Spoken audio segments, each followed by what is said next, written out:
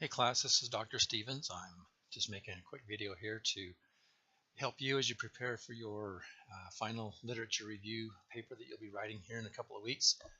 Just wanted to make some comments on observations I've had during the term and give you some advice on how you can clean up your writing a little bit and make it a little more professional and academic in its style and presentation. So I've got some notes I'm going to refer to as I go through. Um, the first one I would address is to make sure you're following the APA template that I put into the modules in the Canvas account. That template gives you a very clear idea of what your paper should look like in terms of its format, spacing, how to do block quotes and regular in-text quotes and so on. It's got examples of references on a reference page there. And so that reference page example is not comprehensive. You may have a resource or something that doesn't fit one of those specific categories. And so if that's the case, you would need to do your own research and find out from the APA manual what is correct for that type of a publication that you're looking at. But that template has 4 or 5 examples that should be quite helpful. APA is very specific about its in-text citations, and some of you will note that I've made comments regarding your in-text citations, that there might be something missing or something incorrect about them. I'm not going to go into detail in this video about what's right and what's wrong, but I expect you to be familiar with that by way of your own effort and your own research of APA standards, and make sure that you are doing your in-text citations correctly. And there are a number of examples that you can that could apply. One could be when you've got multiple authors and more than 3 authors, and when do you use the term et al? When do you use the word and, or when do you use an ampersand, I think is the correct term, the little squiggly and sign that we all use. There are correct times to use the word or the symbol. Be familiar with when those are. Make sure your punctuation is correct. All in-text citations go inside of the punctuation. A block quotes citation goes outside of the punctuation. So you've got to make sure you know which of those is correct for the situation you are using it for. On your reference page, wait, let me go back a second. All of your narratives should be double spaced. I'm not aware of anything in APA that allows single spacing anywhere. And so I believe that double spacing is the standard throughout from start to finish. So anytime you don't have double spacing, you've done something wrong. That includes between headings, between paragraphs, in your references everywhere, double spacing, line spacing everywhere. On your references, list all of your authors. List your references by the author's last name, not by the title of the article. And the only time you wouldn't use an author's name is if there isn't an author. For example, if it's an organization that is putting forth the publication, then that organization's name would be the author. So, for example, just off the top of my head, National Geographic Society. If that happens to be the only identifier, then national would be the word that you would use in determining where that falls, and you list those alphabetically by the author's last name. If you actually have a person's name, then you use only their last name, a comma, and then their first initial followed by a period. If they have a middle initial, then you can include that as well. But you never include the author's first name in either a citation or in the references.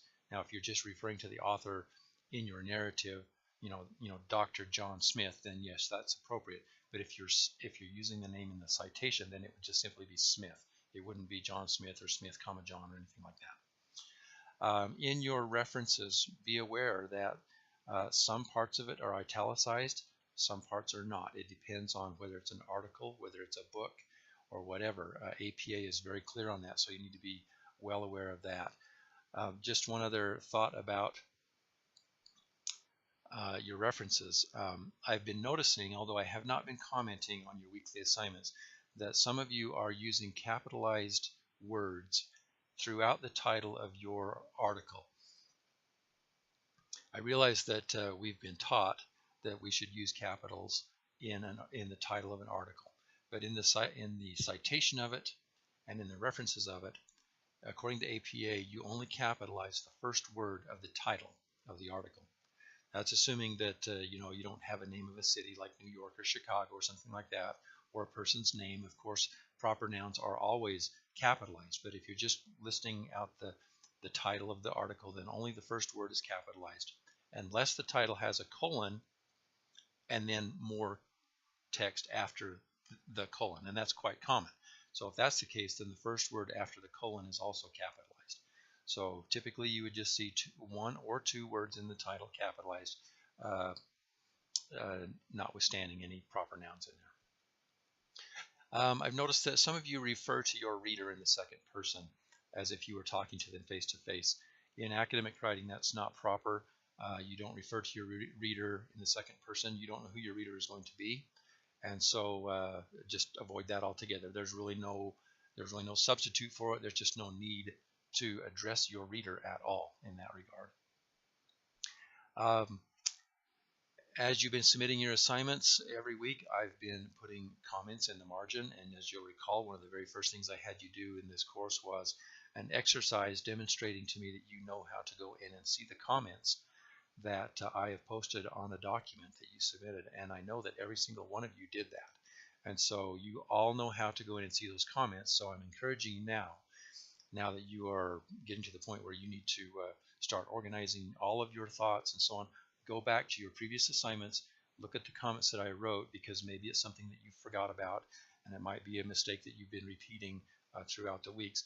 Go back and read all of my comments and implement any of those suggestions that I've made in your final literature review.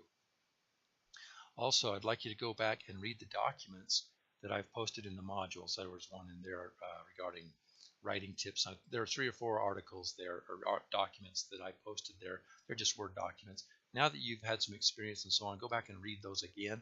They'll mean more to you now than they did a few weeks back, and implement the suggestions and the guidelines that I've indicated in those documents there. Let's see. When you are reporting on what an article or an author has done or is claiming, or what their research findings are, be very careful that you do not claim that article or that your own writing is proving anything. A literature review doesn't prove anything. A literature review is nothing but a report, in essence. And if that author is claiming to have proven something, let's leave it to that author to make that claim. We don't need to make that claim for the author. So you can indicate that the author's finding or the research findings suggest something or indicate something, but it's not all that common that research actually proves something. So avoid making that claim. We'll lay that responsibility at the feet of the author of that research for making such a claim. As you prepare your literature review, I'd like you to keep it, I think I indicated 6 to 8 pages in the instructions. Whatever I've indicated there, I don't remember exactly off the top of my head, but I don't want to see anything longer than 8 pages long. I'm going to have over 30 of these to read, and I'm going to have a very short time period to read them, and so I don't want them to be really long, which you should be happy about. However, it also makes the job a little bit more difficult, because being concise and clear but still making your point, that's a skill, and you have to do it without rambling on and including a bunch of irrelevant information. So you're going to have to be concise in your writing and get to your point. But I also want that to be a cohesive narrative. Basically, you're telling your reader a story, and you're trying to inform your reader that you know what you're talking about. Okay, but you don't do that by simply saying this article said this and this article said this and so on and so forth. You're not just simply reciting what the articles stated. It's your story, it's your position, and you are trying to convince your reader of something, and you use the literature to help support your position.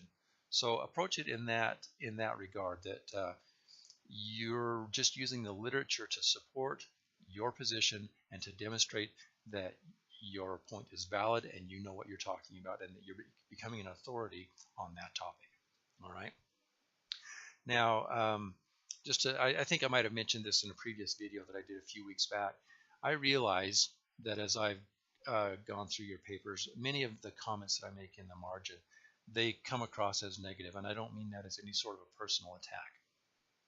The point of that is to inform you of something that you need to be paying attention to, and that that's meant to be helpful information, not a critical or criticizing your intellect or your work. It's just pointing out that it's something that you need to be paying attention to.